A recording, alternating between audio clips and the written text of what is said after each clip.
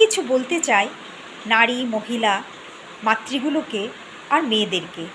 এই দুনিয়ায় বাঁচতে হলে নিজেকে নিজেই প্রস্তুত করে নিতে হবে। আমরা নারীরা সাজগোজ করতে ভালোবাসি, তাই আমরা পার্সের মধ্যে মোবাইল রাখি, তার সাথে সাজগোজের জিনিস। এখন থেকে আমাদেরকে রাখতে হবে পার্সের মধ্যে এমন অঝাড় যেটা আমাদের বিপদের সময় কাজ দেয়। রেখে দেবেন পার্সের মধ্যে মরিচের গুঁড়ো কাপড়ে বেঁধে আর একটা অজার। কখন কি কার সাথে কি ঘটনা হয়ে যায় কেউ জানে না।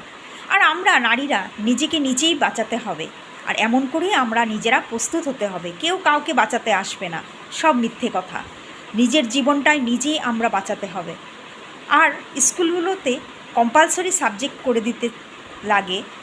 শুধু ছেলেরাই কুংফু কারাটে কেন শিখবে? মেয়েরাও যাতে কম্পালসরি করে দেয়, মেয়েরাও যাতে শিখে। কেন? মেয়েদের জীবনেরও মূল্য আছে।